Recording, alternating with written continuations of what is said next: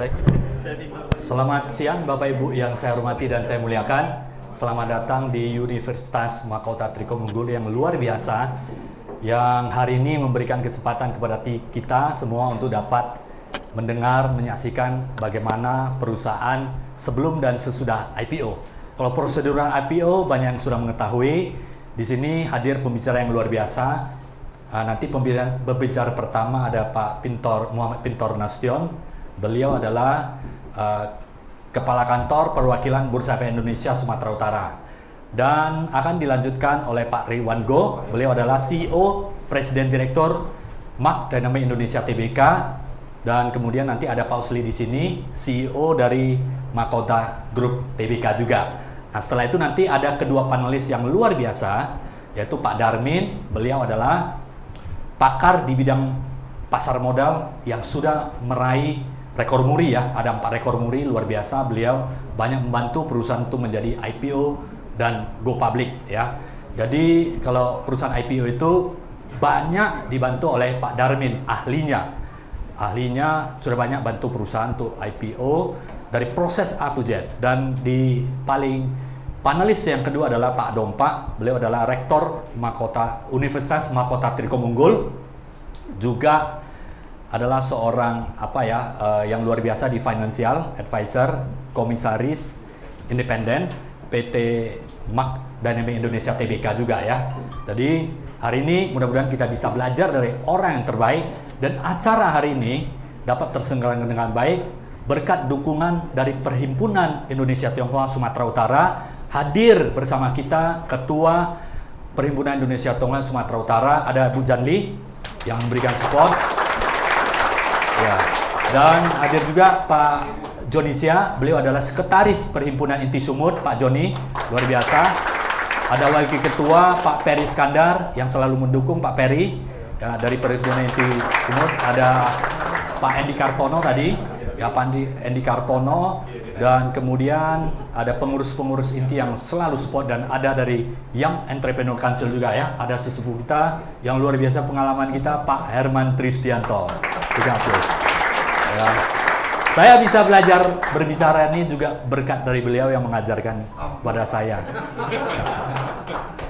Ada Pak Siswanto, Kati Gamat, dan saya kira hari ini berkumpul banyak pengusaha-pengusaha top di Kota Medan, yakin dan percaya IPO adalah sesuatu yang bagus, yang sebelumnya kita banyak belajar how to run IPO, bagaimana proseduralnya, tapi hari ini kita akan belajar dari ahlinya, dampaknya ya. Tentunya Bapak Ibu ingin mengetahui dampaknya. Sebelum IPO seperti apa, sesudah IPO itu seperti apa, supaya nggak salah keputusan. Saya percaya itu. Tapi yakinlah IPO adalah sesuatu yang bagus sekali.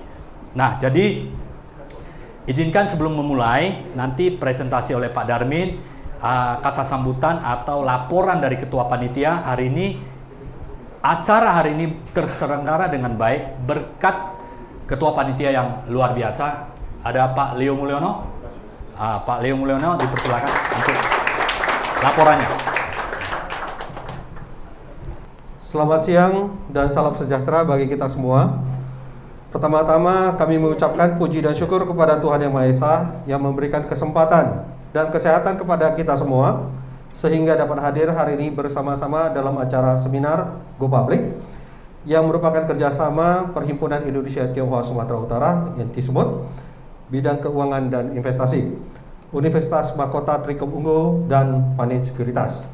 Yang kami hormati Ketua Perhimpunan Inti Sumut Ibu Janli SE, dua Bapak Muhammad Pintor Nasution, Kepala Kantor Perwakilan BI Sumut, Bapak Ridwan Goh, Presidir PT MAK Dynamic Indonesia Tbk, Bapak Usli Sasri, CEO Mahkota Group Tbk, Bapak Dr. Dompak Pasaribu, SE MSI CPA CACP, Rektor Universitas Mahkota Trikomungkul, dan Bapak Darmin SE MBA CE MBA, Panin Sekuritas, dan juga Ketua Bidang Keuangan dan Investasi Inti Sumut. Terima kasih juga kami ucapkan kepada sponsorship kita hari ini, Awi Coffee dan PT MAK Dynamic Indonesia Tbk. Bersama dengan seminar ini kami melihat banyaknya antusias dan dukungan rekan-rekan dan teman-teman akan topik seminar ini, di mana awalnya kami mempersiapkan slot peserta hingga 40 orang. Namun dalam 2 hari saja permohonan sudah melebihi kuota yang ada, sehingga kita mencoba segala usaha untuk menambah kapasitas di sini hingga 60 orang. Tetapi laporan yang saya terima dari depan, kapasitas sudah melebihi dan masih ada yang berdatangan. Hebat. Segala upaya dan usaha dan kerjasama semua panitia yang terlibat, kami berusaha agar acara hari ini dapat terlaksana dengan sebaik mungkin. Namun sebagai orang biasa, kami juga menyadari bahwa tiada gading tak retak. Oleh karena itu kami, para panitia, mohon maaf bila nantinya ada kekurangan-kekurangan dan pelayanan yang kurang memuaskan selama berlangsungnya seminar ini. Demikianlah lapor dari kami, panitia.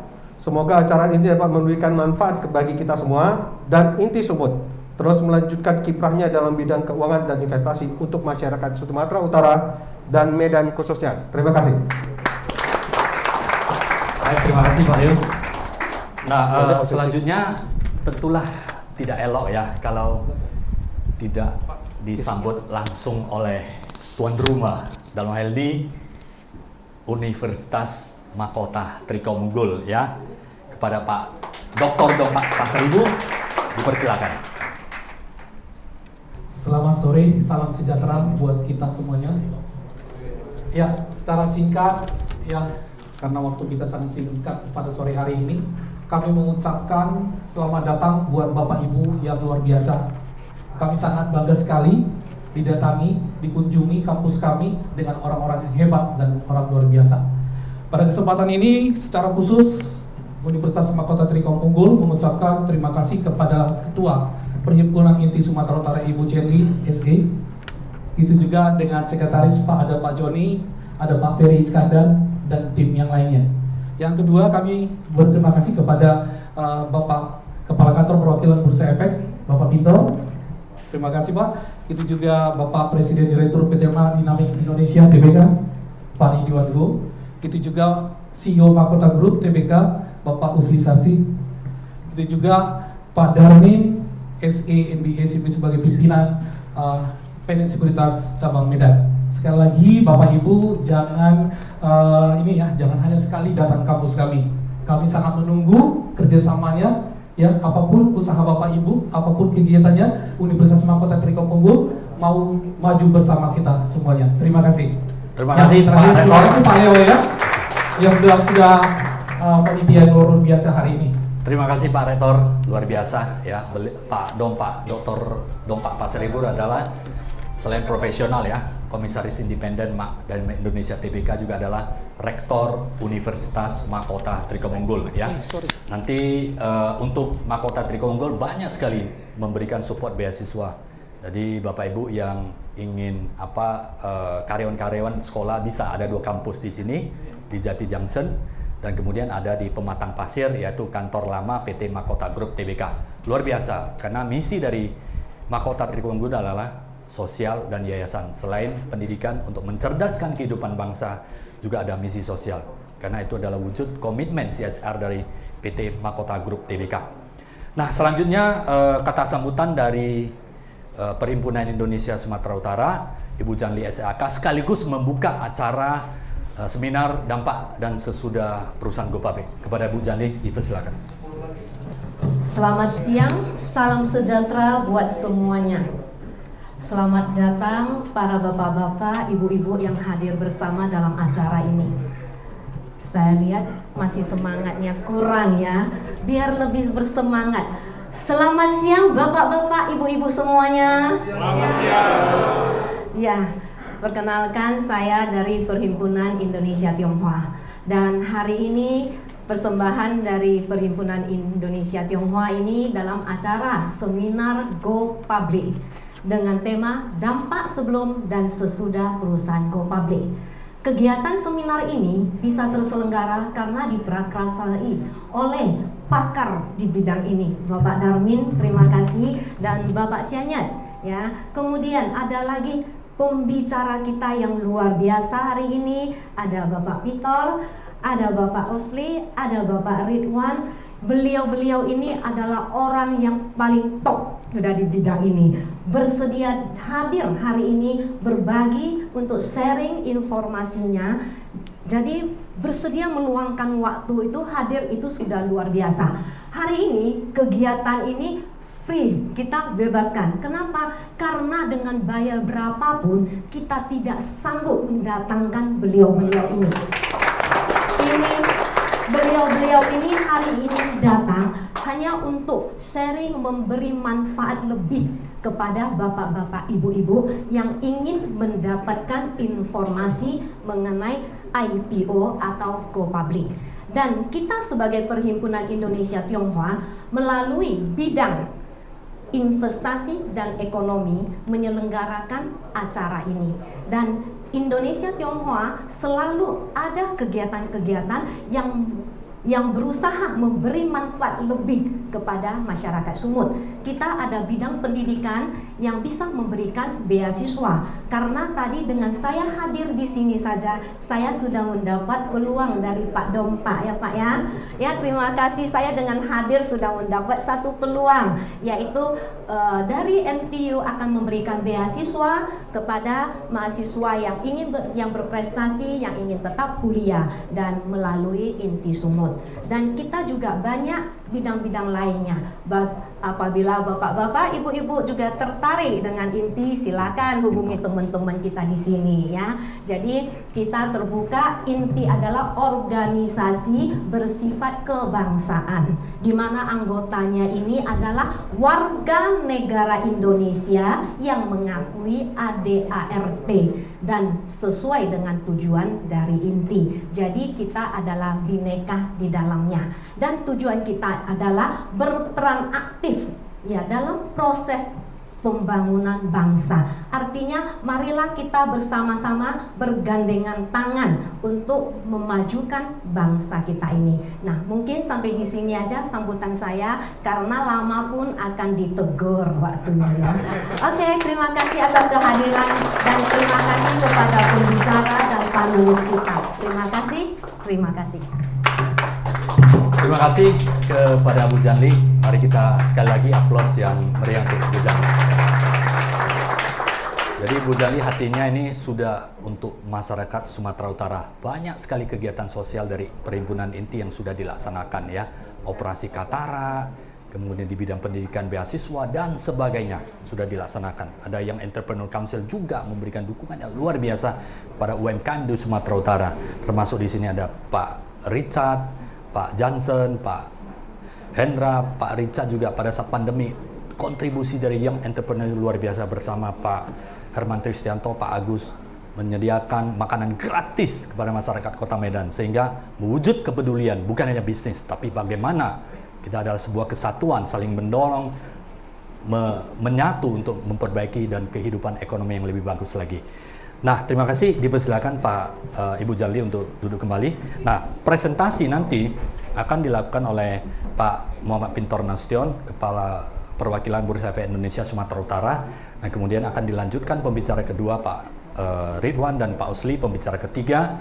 Baru nanti akan dievaluasi atau sebagai panelis ya akan memberikan sebuah analisa ya, sehingga pada saat kita memiliki keputusan untuk IPO-kan perusahaan kita, hati, pikiran, dan tindakan kita sudah satu komitmen, satu kesatuan, keluarga kita juga sama, karyawan juga kita sama, yakin dan percaya IPO akan membuat perusahaan itu menjadi maju dan berkembang. Kita lihat konglomerat di Indonesia, banyak 50 konglomerat di Indonesia, mayoritas semua adalah IPO. IPO yang hanya bisa membuat perusahaan itu tahan sampai generasi-generasi ke berikutnya.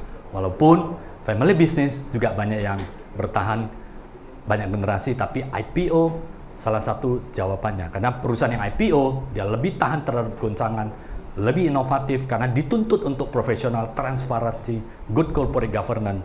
Sehingga inilah yang akan memberikan sebuah perusahaan yang profesional, maka ketahanan akan sangat jangka panjang sekali. Tanpa mengelur waktu dan menghemat waktu, dipersilakan Pak Muhammad Pintor Nasution untuk memberikan paparannya. Assalamualaikum warahmatullahi wabarakatuh. Selamat sore, salam sejahtera bagi kita semua. Om Swastiastu, Namo Buddhaya, salam kebajikan, dan salam sehat untuk kita semua. Pertama, terima kasih banyak Bapak Ibu dari Perhimpunan Tionghoa Indonesia Sumatera Utara. Suatu kehormatan kami bisa sharing. Izin saya sharing sebenarnya, bukan mau mengajarkan, karena saya lihat sini senior-senior saya juga sih, guru-guru saya semua ini pengusaha-pengusaha, kayaknya pengalamannya sih jauh lebih dari saya. Kebetulan aja saya kerjanya di regulasi Bapak Ibu ya. Saya mau sharing-sharing bagaimana menjadi perusahaan yang listing atau tercatat atau public company di Bursa Efek Indonesia. Oke, beberapa pendanaan yang mungkin Bapak Ibu tahu. Inilah beberapa pendanaan yang ada di pasar modal Indonesia. Oke, ada yang bersifat hutang. Hutang di sini artinya kita mengeluarkan, tidak melepas kepemilikan, tapi membayar suatu kewajiban. Ya, kalau produknya kita sering biasa bilang obligasi sukuk. Oke, nah yang di kami di Bursa Efek Indonesia itu yang ke publik. Kaitannya adalah ke publik, karena di sini fungsinya bursa adalah menjembatani antara Bapak Ibu ini, si calon emiten dengan si investor. Nah, investor ini nggak bisa langsung akan ketemu dengan si emiten. Fasilitatornya adalah Bursa Efek Indonesia. Nah, yang Bapak Ibu lihat di depan di sini, yang ada kaitannya dengan kita adalah yang di publik. Bapak Ibu nggak usah lihat yang di private. Sebenarnya di private, Bapak Ibu udah ngelakuin sih ya, pinjaman bank gitu ya. Beberapa yang dalam surat utang, kemudian ada MTN. Nah, di publik nih kita yang mengawasi gitu ya. Kita yang sebagai regulatornya. Kalau di surat hutang itu ada produknya namanya obligasi dan sukuk. Apa bedanya? Kalau sukuk dia sesuai dengan prinsip syariah. Di sini dilibatkan Dewan Syariah Nasional MUI Indonesia. Sedangkan obligasi ini tidak dilibatkan DSN UI.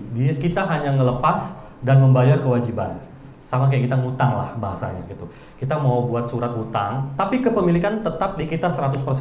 Beda dengan di ekuitas. Equity, kita ngelepas kepemilikan. Nah, contohnya adalah dua emiten kita nih, narasumber gitu ya.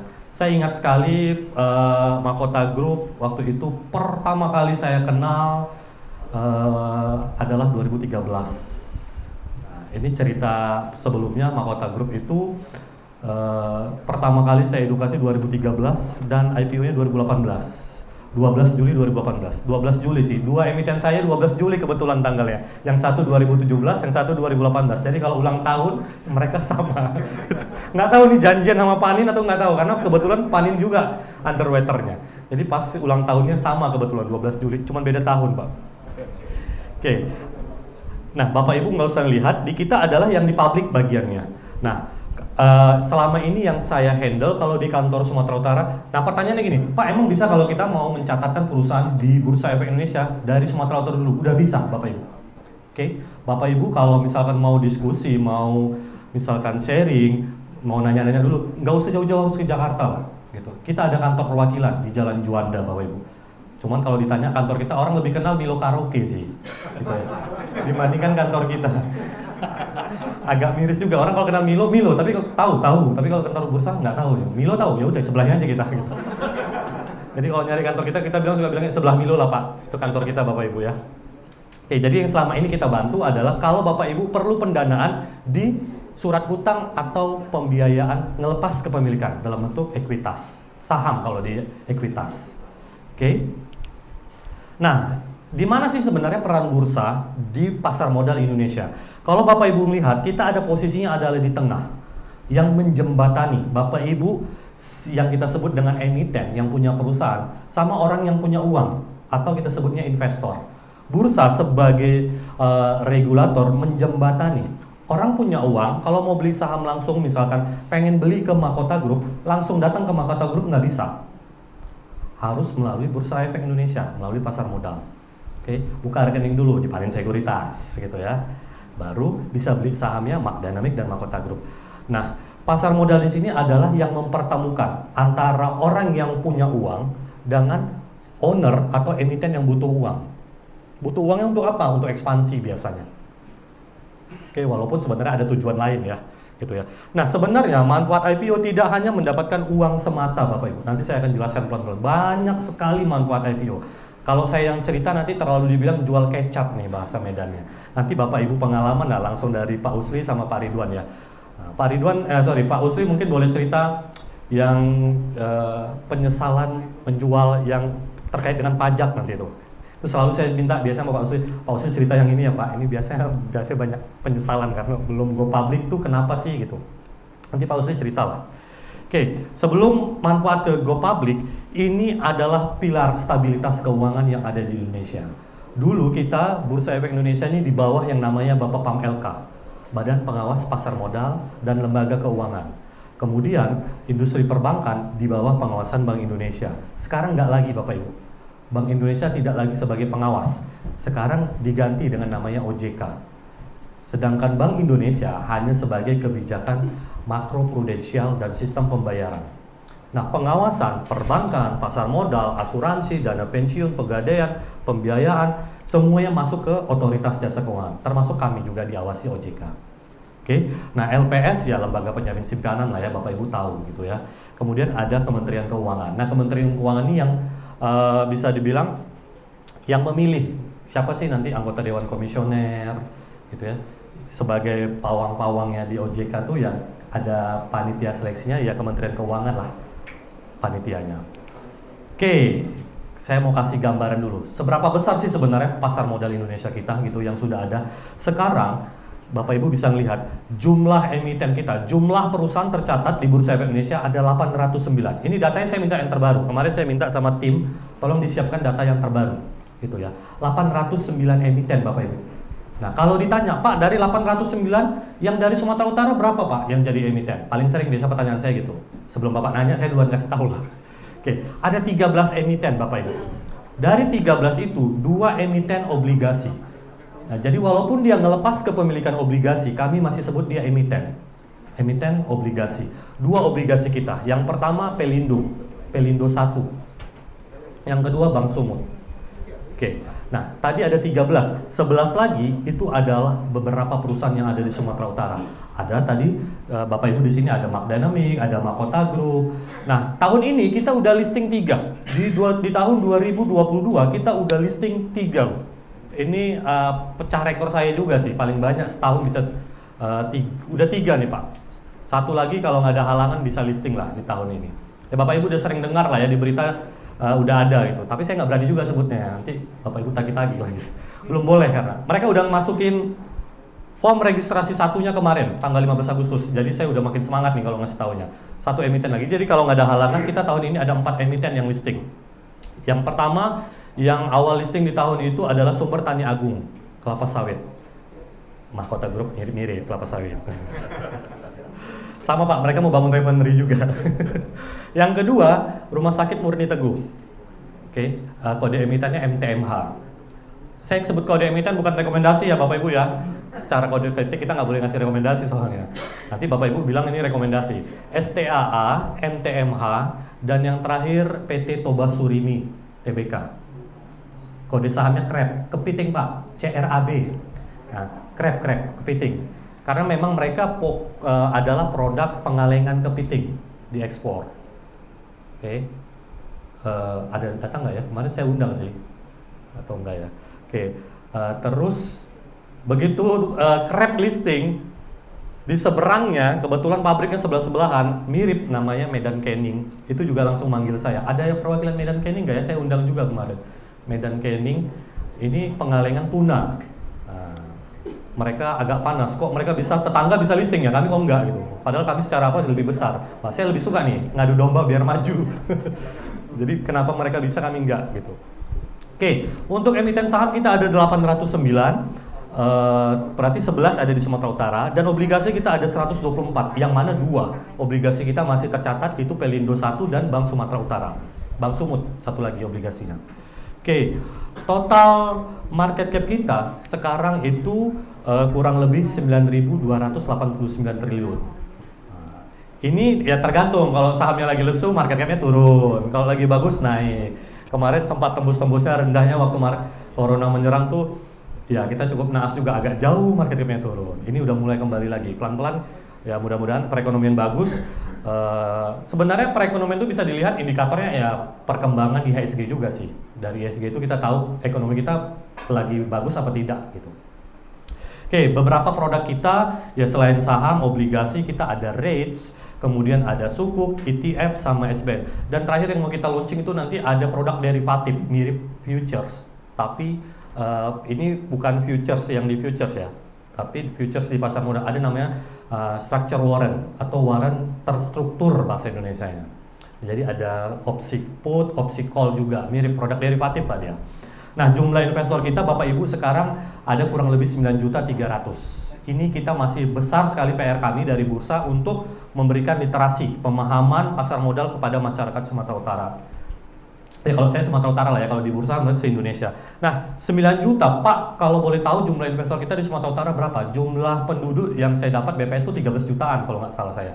Nanti mungkin kalau salah boleh dikoreksi. Jumlah penduduk kita 13 juta, jumlah investor kita di Sumatera Utara baru 180.000 Bapak Ibu. Terakhir data Juli saya dapat 188.000 sekian lah. Masih sangat besar sekali PR saya dan Pak Darmin. Saya harus ngajak Pak Darmin juga soalnya. Jadi kita sering juga ke keluar kota. Oke, total investor. Nah, investor kita mengalami pertumbuhan yang drastis malah saat corona. Ini kita bukan tertawa di atas penderitaan. Di satu sisi memang kita mengalami musibah kemarin corona, tapi jumlah investor kita naiknya luar biasa Bapak Ibu. Terutama teman-teman milenial di usia 18 sampai di usia 30. Jumlah investor milenial kita menambah 1 juta investor baru. 1 juta investor baru itu kita belum pernah setahun. Baru kemarin kejadian memang di 2020 dan 2021. Nah, masalahnya milenial menimbulkan masalah baru nih. Udah ketawa berarti udah tahu lah ya, jadi saya nggak usah sebut juga itu jadi masalah gitu. Milenial ini ya karena masih punya jiwa semangat menggebu-gebu. Nah, mereka terlalu ambisius tanpa pakai nalar pengetahuan gitu ya. Apa yang lagi rame beli pokoknya, FOMO lah bahasanya gitu. Ini yang jadi masalah kita nih. Jadi kita lagi mengedukasi juga nih teman-teman milenial. Oke, Bapak Ibu, sekarang posisi kita kurang lebih di 7.093, 7.100, turun lagi. Kalau nanti nanya, Pak, IHSG tembus nggak 8.000 tahun ini? Jangan nanya sampai gitu sama saya, Pak. Sama Pak Darmin lah kalau yang itu. Oke, rata-rata nilai transaksi kita, RTNH kita tuh transaksi kurang lebih sekarang 15 triliunan Bapak Ibu. Transaksi yang terjadi di bursa dari jam 8.45 sampai jam 15.15 waktu Indonesia bagian Barat itu 15 triliunan. Oke, nah di tahun 2022 sudah 43, saya koreksi Pak Usli, tadi 30 saya bilang, 43 Pak yang sudah listing. Oke, sekedar bocoran, yang ngantri ada 30-an. Tapi saya nggak bisa sebut namanya, sorry, confidential itu. Yang penting tahap antrian lah ya, bahasanya sekitar 30-an nih. Kalau nggak ada masalah, ya kita maunya sih mereka listing di tahun ini semuanya. Cuman kan kembali lagi, kita kan sebagai regulator harus memastikan dulu semuanya sesuai nggak. Kalau nggak ya kita nggak akan bisa maksain mereka harus IPO tahun ini. Oke, untuk yang surat utang atau di pasar obligasi udah 88 emisi yang keluar di tahun 2022 dari 63 penerbit. Jadi ada satu penerbit yang mengeluarkan 2 obligasi, 3 obligasi dalam 1 tahun. Boleh, nggak ada masalah sama bursa. Oke, asal prosedur dan syaratnya sesuai. Oke, nah gambarannya dari tahun lalu kita ada 54 perusahaan yang sudah tercatat di tahun 2021. Artinya kalau 54 sekarang posisinya 43, kurang lebih 11 lagi kan, 11 emiten lagi sampai dengan akhir tahun biar sama dengan tahun lalu. Nah di kita antrian itu ada 30-an setahu saya. Oke, ada udah 30-an ya masuk antrian. Mudah-mudahan bisa di atas 54 lah tahun lebih dari tahun lalu. Oke, di obligasi tahun lalu ada 99, sama 11 lagi juga gitu. Sama mirip-mirip di pasar saham dan pasar obligasi ini biar ngejar sama dengan tahun lalu kurang lebih 11 emisi lagi lah. Oke. Nah, ini trennya pencatatan perusahaan yang masuk ke Bursa Efek Indonesia dari tahun ke tahun. Bapak Ibu bisa melihat. Oke. Sampai dengan tahun 2021. Nah, kemudian yang sebelah kanan kita di-compare dengan bursa yang ada di ASEAN. Oke. Ada satu bursa yang malah trennya turun. Jumlah emiten yang masuk itu malah nggak banyak, justru berkurang gitu. Bapak Ibu bisa melihat di sini itu Singapura lagi turun. Oke. Sekarang kita mau ngejar itu Thailand bukan Singapura. Singapura udah kita kalahin sih. Dulu sih kita, saya ingat sekali waktu manajemen yang lama, kita kejar dulu yang paling dekat, Singapura, udah lewat. Sekarang kita mengejarnya Thailand malah. Oke, nah di sini Bapak Ibu bisa melihat tren kita itu naiknya luar biasa. Nah kalau mau dibandingkan dengan Malaysia, Malaysia emitennya banyak, tapi nggak seliquid kita Bapak Ibu. Boleh dicek deh.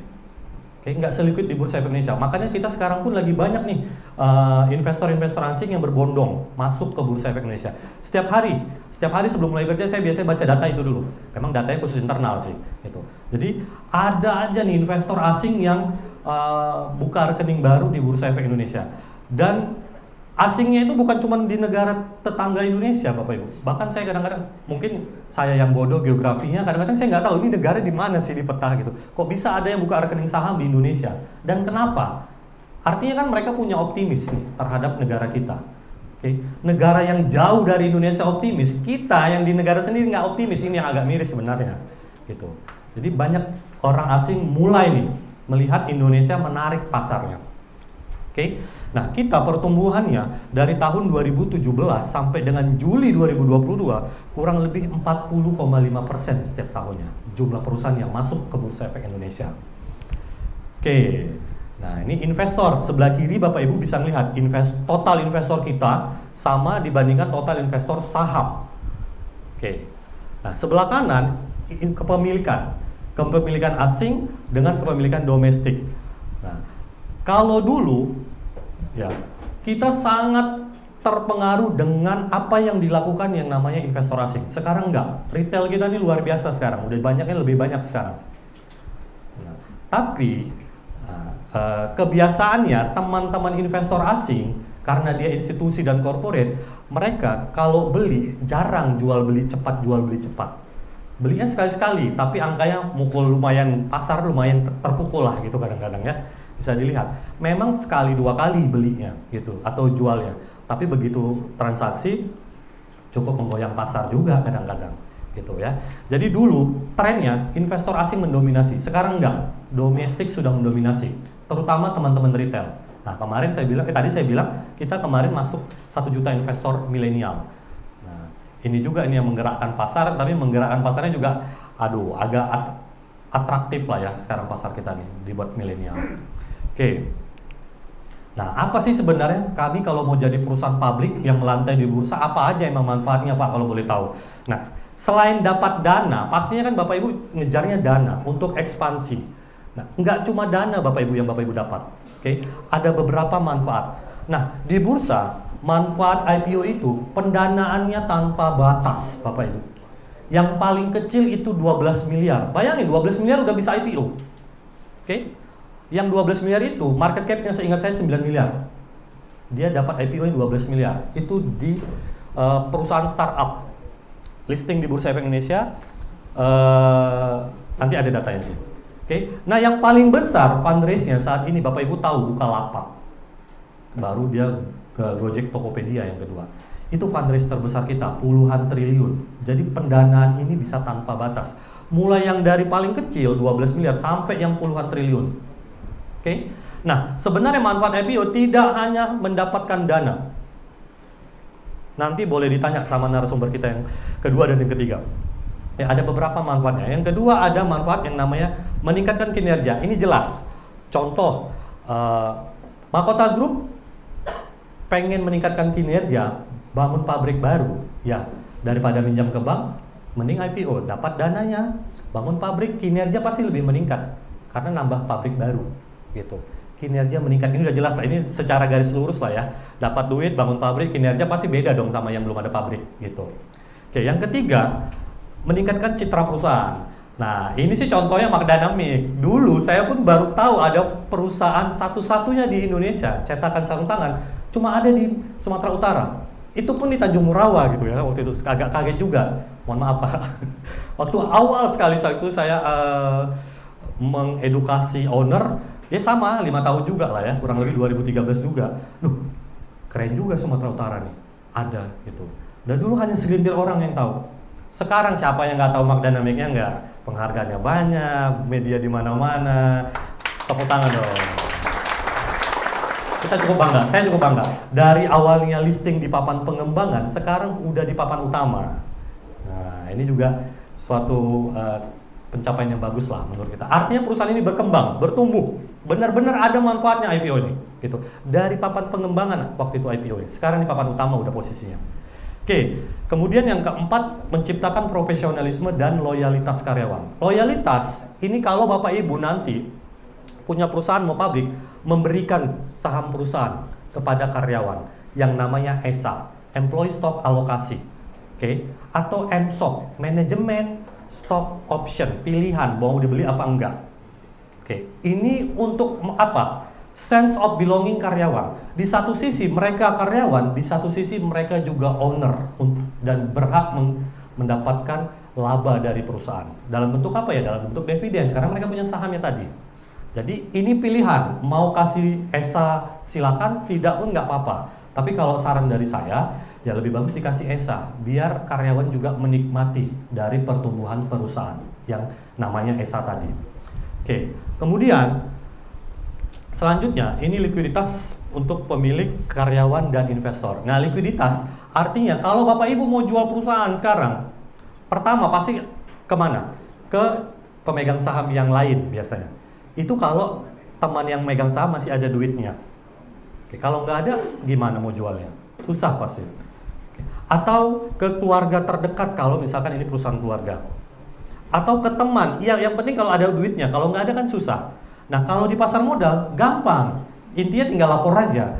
Misalkan Pak Usli nih, sebagai pemegang saham juga, Pak Usli mau ngelepas sebagian kepemilikannya, Pak Usli wajib lapor aja. Nanti tinggal bursa akan menyampaikan di website, Pak Usli tinggal eksekusi nanti kalau udah dapat, oke Pak, silakan. Boleh jual sebagiannya. Jadi bisa, enak, jadi lebih liquid. Kemudian, selanjutnya, mempercepat penerapan good corporate governance, tata kelola perusahaan. Nah, ini kasta perusahaan juga naiknya luar biasa. Tata kelolanya jadi lebih profesional. Oke, good corporate governance ini udah ada aturannya nanti. Oke, jadi perusahaan yang selama ini dikelola secara kekeluargaan nggak bisa lagi. Bapak Ibu udah harus fokus profesional. Nggak bisa lagi serta-merta ya pengen jalan-jalan ke Eropa satu keluarga ambil, nggak boleh. Nggak bisa. Kalau sekarang kan boleh perusahaan keluarga. Toh kan aku yang bangun dengan keringat dan darah gitu ya perusahaan ini. Gitu. Sekarang nggak boleh kalau sudah menjadi perusahaan TBK. Oke, semua ada pelaporannya. Kemudian menciptakan kemandirian perusahaan. Ini ada beberapa contoh calon emiten yang sangat tergantung dengan yang namanya utang bank. Oke, begitu menjadi perusahaan publik, nggak lagi tergantung. Oke, Anda bisa, Pak kami udah IPO 20%, kami mau IPO lagi boleh? Boleh, nggak ada masalah, nggak dosa kok. Oke, Anda bisa reg issue namanya, atau secondary public offering kalau di kita. Oke, keluarkan saham baru. Oke, nah, lebih gampang lah, lebih simpel.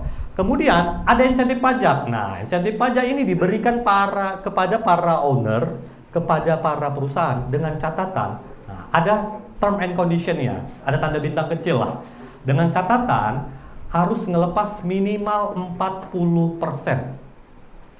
40%. Jadi kalau ngelepasnya masih 20%, sama negara belum dapat diskon, Pak. Diskonnya apa pertanyaannya? Dapat potongan 5% PPh badan. Oke, 5% Pak. Jangan melihat angka 5-nya, Pak. Lihat pengkalinya di belakang. Nanti Anda lihat 5% sekelas BBRI, Bank Rakyat Indonesia, 5% dia beli satelit, Pak, yang 2 triliun. Pernah dengar kan ya BRI beli satelit? Itu dari pengurangan 5% itu, Pak. Oke. 5% emiten S Hardware bisa bangun 30 gerai, Pak, dari angka 5% itu. Menghemat, dia bangun 30 gerai baru loh dari 5% itu. Jadi efek 5%-nya lumayan. Dengan catatan wajib melepas 40%. Kalau belum keluar argo diskonnya. Itu dari pemerintah. Oke, mendapatkan mitra usaha strategis, ini Bapak Ibu pasti akan lebih banyak. Bank itu akan lebih cepat nanti datangnya, nggak usah takut. Kalau ini udah IPO, bank ngantri malah yang datang. Oke, kemudian meningkatkan nilai perusahaan. Yang tadinya nilai perusahaan sekian miliar, ya ini pengalaman Mark Dynamics lah. Dulu masih ratusan miliar, sekarang udah di angka triliunan. Kalau nggak salah saya, ya kan? Oke, kemudian menjaga keharmonisan perusahaan keluarga. Nah, ini juga saya mau sampaikan. Kita punya fakta beberapa perusahaan keluarga itu mati di generasi ketiga. Kalau Anda mau perusahaan ini bisa diwariskan sampai ke generasi selanjutnya, go public lah pilihan yang paling tepat. Oke? Ini datanya. Beberapa perusahaan keluarga di generasi ketiga itu putus, Pak. Oke, ini fakta. Oke, 30% itu lenyap di generasi kedua, 13% lenyap di generasi ketiga. Oke, apalagi udah masuk ke generasi keempat, udah jarang. Jadi sebenarnya IPO ini udah pilihan yang paling tepat kalau Bapak Ibu punya bisnis untuk mau diwariskan ke generasi-generasi selanjutnya. Oke, go public Pak pilihannya. Jawabannya go public. Oke, go public membangun perusahaan keluarga menjadi perusahaan profesional. Nggak bisa lagi nih. Jadi lebih fair kalau mau membagi berapa sih punyaku di saham di perusahaan ini, ya go public bisa dibagi langsung aja. Ya, jadi berapa miliar aku ada duitku di sini dalam bentuk pemilikan saham langsung dibagi ya Pak. Jadi ini manfaatnya lebih fair ke keluarga pun kita nggak ada merusak hubungan keluarga. Oke? Ini tadi manfaat dari profesionalisme dan rasa memiliki perusahaan dalam bentuk ESA namanya, loyalitas. Oke. Nah, ini tax benefit yang dari pemerintah berikan potongan 5% Pak. Dengan catatan ini harus 40% yang dilepas, kemudian harus 163 hari. Artinya kalau Bapak IPO tahun ini, mungkin tahun depan baru dapat potongannya, 163 hari setelah IPO. Jangan nanti baru IPO kayak Krep ya, Krep baru IPO tanggal 10, misalkan bulan depan dia minta, kok kami belum dapat? Oh, pertama mereka belum 40%, yang kedua belum 163 hari juga. Krep itu 20% doang kalau nggak salah yang dilepas. Jadi nanti harus diingat ada syarat dan ketentuannya. Oke, nah tax benefit untuk founder, ini Pak Usli nanti yang cerita. Ini cerita-cerita founder, potongan pajak untuk owner. Pak Usli nanti sharing lah pengalaman langsung. Oke, nah ini cerita saya tadi yang 5%, BRI bisa beli satelit, kemudian S1R itu bisa bangun kurang lebih 10 gerai baru katanya tadi. Nah, bahkan tiap tahun 10 gerai kan lumayan juga ya. Oke, nah apa persyaratannya Pak? Pertama, Bapak Ibu harus bentuk dulu yang namanya tim internal. Oke, tim internal isinya siapa saja Pak?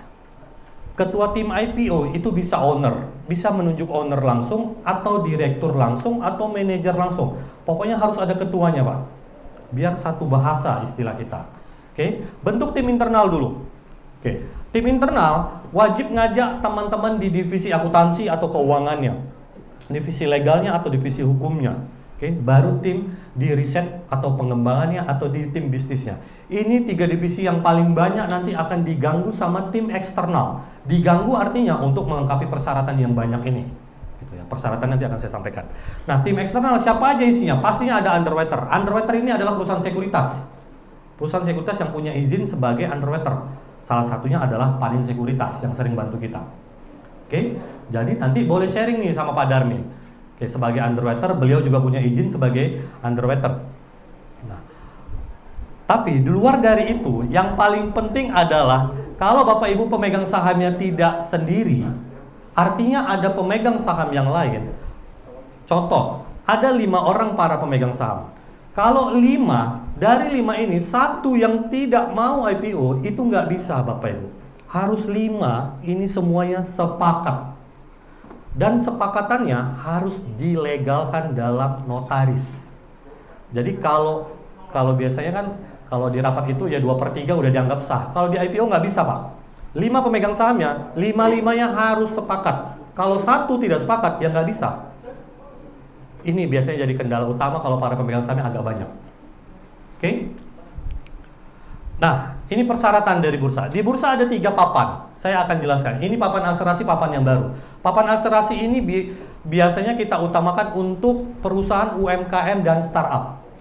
Nah, kategori UMKM di mana? Ada POJK 57, Bapak Ibu. Kategorinya di mana sih perusahaan ini masuk UMKM dan startup? Di POJK 57. Nanti Bapak Ibu boleh baca. Jadi papan utama, papan pengembangan, papan akselerasi, syaratnya pertama harus PT. Mutlak harus PT, yayasan nggak bisa, koperasi nggak bisa, CP nggak bisa. Oke, harus perseroan terbatas. Oke, yang kedua, Oke, saya agak cepat aja lah ya. Kalau dari good corporate governance harus ada komisaris independen. Komisaris independen dulu harus ada direktur independen, sekarang nggak lagi. Jadi perusahaan nggak mesti hire direktur independen. Komisaris independen, independen ini artinya tidak ada hubungan afiliasi antara owner, antara jajaran manajemen dengan si komisaris independen. Oke, wajib ada komisaris independen. Porsinya berapa Pak komisaris independen ini? Jadi porsinya adalah 30% dari total komisaris yang ada. Contoh kalau misalkan posisinya komisaris yang ada 2, ya 30%-nya paling ada 1. 30% dari total. Ada perusahaan yang komisarisnya lebih dari 5 kadang Pak. Ada yang lebih dari 3 gitu. Jadi nggak harus 1. Jadi di kita bilangnya 30% dari total komisaris yang ada. Disesuaikan, 30% itu mutlak. Oke, itu dari tata kelola. Kemudian dari laporan keuangan. Nah ini izin ya Pak Syanid ya. Dari laporan keuangan. Oke, kalau di papan utama itu papan utama, papan pengembangan, laporan keuangannya harus diaudit Bapak Ibu. Diaudit sama siapa? Sama kantor akuntan publik yang punya izin dari OJK. Jadi kalau Bapak Ibu sudah diaudit sama kantor akuntan, tolong pastikan akuntannya punya izin KAP pasar modal apa tidak. Kalau enggak, mending diganti aja deh, daripada nanti 2 kali ngaudit. Duitnya sayang. Kalau saya bilang, Pak tolong cari aja. Kalau biasanya saya bilang, boleh tahu nggak laporan keuangan udah diaudit nggak? Udah Pak, diaudit sama siapa KAP-nya? Nah, coba tanya, KAP-nya punya izin pasar modal nggak? Kalau enggak, daripada nanti 2 kali kerjanya Pak, 2 kali biayanya, sayang kalau menurut saya. Ya kita kan maunya efisiensi, ya kan menekan biaya.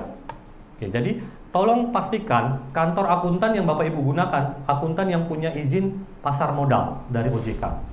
Oke, nah kalau di papan utama, itu 3 tahun yang diaudit yang kita terima. Opininya harus boleh dari 3 tahun ini boleh 1 kali rugi, oke, 2 kali laba, terserah mau yang berturut atau mana. Pokoknya 3 tahun terakhir 1 kali rugi boleh. Dan opininya itu opini dari si akuntan adalah WTM sekarang istilah yang baru, bukan WTP. WTM, wajar tanpa modifikasian. Ini saya juga baru tahu Pak. Itu benar loh, itu resmi bahasanya WTM, wajar tanpa modifikasian. Kita dulu WTP ya bahasanya. Ini sekarang WTM. Nah, kalau di papan pengembangan hanya 1 tahun yang diaudit. Dan laporan keuangannya pun boleh rugi. Boleh rugi. Tapi ada proyeksi 2 tahun ke depan itu ada laba. Nah, proyeksi ini bukan Bapak Ibu yang nentuin. Akuntan nih biasanya tahu nih, memproyeksikan tahun keberapa bisa laba. Dan maksimal 2 tahun. Kalau di akselerasi 6 tahun. Oke, dan di akselerasi belum berjalan 1 tahun perusahaan ini boleh. Asalkan sudah jalan secara komersial. Artinya baru 6 bulan Pak, tapi kami udah jalan secara komersial, udah kami lepas sebagian produknya, boleh. Itu di papan akselerasi, karena akselerasi memang dimudahkan. Ini papan baru 2019 lah. Oke, dan udah ada 16 emiten seingat saya yang di papan akselerasi. Jadi akselerasi ini nggak harus ada komisaris independen Pak. Jadi waktu mendaftar, komisaris independennya bisa aja belum ada, tapi dikasih syarat sama bursa dan OJK 6-12 bulan. Setelah 12 bulan itu wajib ada. Nggak boleh nggak ada, tapi waktu daftar nggak ada komisarisnya nggak masalah. Ini yang membedakan, akselerasi dimudahkan. Oke? Nah, terus pertanyaan, Pak, aset kami berapa minimal kalau mau masuk papan utama, papan pengembangan? Nah, ada nih Pak pilihannya. Di papan utama berapa, di papan pengembangan berapa. Oke? Intinya sebenarnya berapa besar pun perusahaan Bapak Ibu, saya rasa udah bisa masuk di papan akselerasi gitu. Jadi nggak usah terlalu mikir ribet, berapa asetnya minimal, berapa asetnya. Nggak usah takut Pak, kami belum besar. Justru Go Public ini membuat Anda lebih besar. Jangan menunggu besar baru Go Public gitu. Justru karena Go Public perusahaan Anda jauh lebih besar. Ini tagline kita nih, tagline jualan bursa. Jangan menunggu besar untuk Go Public, tapi karena Go Public perusahaan jadi lebih besar. Titipan jualan. Oke. Nah, yang di bawah ini persyaratan, nanti bisa dibaca karena mengingat waktu. Nanti kita bisa sharing tanya jawab lah. Oke. Nah, apa saja sih prosesnya? Anda nggak usah takut sebagai owner, sebagai director gitu ya. Ini semuanya dibantu yang namanya tim eksternal tadi, underwriter. Semua dibantu Pak, dari A sampai Z. Bahkan beberapa underwriter itu bantu sampai ke open bell perdagangan di lantai bursa. Jadi menyiapkan Kadang-kadang teksnya, sampai dress code-nya, saya lihat bahkan sampai siapa yang nanti yang berdiri di sana. Benar kan Pak Ridwan? Dibantu semuanya A sampai Z gitu ya. Sampai di terakhir pas open bell itu pun dibantu sama underwriter nanti. Jadi Bapak Ibu nggak usah mikir yang terlalu ribet. Sebenarnya IPO ini simple sih. Sudah ada yang bantu. Profesi-profesi penunjang ini membantu semuanya. Oke. Nah, ini beberapa kunci sukses kalau IPO ini sukses apa tidak. Pastinya IPO ini kepercayaan pasar meningkat. Ya waktu dia IPO oversubscribe. Oke. Kemudian harga sahamnya likuiditasnya ada Pak, naik. Jangan pula IPO arah, habis itu seminggu udah anyap. Itu IPO-nya nggak sukses kalau di kita bilangnya. Oke. Gua ketawa-ketawa ini bahasa investor semua berarti ini. Oke, dan ada hubungan yang baik antara investor dengan emiten. Biasanya emiten suka memberikan informasi di media tentang pertumbuhan perusahaannya. Ini saya lihat Mahkota Group, Mark Dynamic jaga hubungan baiknya bagus. Oke. Nah, ini papan baru di bursa, papan akselerasi. Di kita ada namanya program untuk membantu perusahaan-perusahaan kecil, startup, UMKM untuk lebih besar dan bisa IPO. Namanya IDX Inkubator. Ini gratis. Ada di 3 kota, Jakarta, Bandung, dan Surabaya. Nah, dari beratus perusahaan-perusahaan startup yang ada di IDX Inkubator kita udah 19 yang tercatat atau listing di Bursa Efek Indonesia. Oke, perusahaan tercatat yang paling tinggi waktu itu di papan akselerasi ada PT Indoboga Sukses itu 160,7 miliar. Kemudian terendah Pigijo tadi yang saya bilang 12 miliar. Pigijo itu aplikasi traveling, Bapak Ibu, bolehlah lihat mungkin atau download biar tahu. Kalau saya bilang saya ini punya orang Manado, Pigijo. Benar Pak, kayaknya orang Manado karena ownernya Manado, Pigijo. Ya. Oke, jadi rata-rata di papan akselerasi kita fundraise-nya, dana yang dihimpun oleh perusahaan tercatat itu 49 miliar. Nah, terus berapa asetnya di perusahaan akselerasi? Yang paling besar asetnya 204,9 miliar, yang paling kecil tadi Pigijo 9 miliar Pak. Asetnya cuma 9 miliar. Oke, dia 9 miliar, IPO-nya 12 miliar loh. Kalau di bank kayaknya nggak dapat lah ya. Oke, nah rata-ratanya aset yang di papan akselerasi kita cuma 58,4 miliar. Oke, nah ini kita punya inkubator tadi ada di Bandung, Jakarta, dan Surabaya. Ini free, Bapak Ibu mungkin yang punya bisnis binaan startup atau apa, boleh cek. Oke. Dari 19 itu 6 yang hasil binaan dari inkubator kita. Oke, ini tagline jualan tadi. Jangan menunggu besar untuk go public, justru karena go public perusahaan Anda lebih besar. Itu saja dari saya. Terima kasih. Saya kembalikan kepada Pak Sen. Terima kasih. Terima kasih. Jadi terima kasih Pak Muhammad Pintor Nasution ya, Kepala Perwakilan Bursa Efek Indonesia Sumatera Utara. Satu tagline yang selalu menarik adalah jangan tunggu perusahaan besar baru IPO, tetapi IPO dan go public maka perusahaan kita menjadi besar. Ya, doa ini selalu terkabul ini, rata-rata menjadi besar. Saat ini Mahkota Group setelah TBK bukannya memikirkan bagaimana kembang lagi, tapi planningnya adalah bagaimana ekspansi dan akuisisi. Jadi Mahkota Group menjadi salah satu IPO yang paling sukses di Indonesia, termasuk Mark Dynamic juga ya. Jadi mari kita ikuti apa yang disarankan ya. Jangan tunggu besar menjadi IPO Pak ya. Justru IPO menjadi gede Pak ya. Sama ya. Oke. Baik Bapak Ibu, ini nanti sebentar lagi Bu Janli akan memberikan, Ketua Perhimpunan Indonesia Tionghoa Sumatera Utara, memberikan cenderamata plakat kepada para pembicara dan panelis, karena berhubung setelah memberikan plakat Bu Janli akan ke airport, beliau akan lanjutkan perjalanan ke Jakarta. Sebenarnya hari ini pagi sudah berangkat, tetapi karena mendukung acara ini dan untuk Bapak Ibu semuanya, maka beliau reschedule pesawatnya menjadi sore jam 4. Berikan aplaus untuk Bu Janli ya. Thank you. Mari kepada Pak Leo, silakan para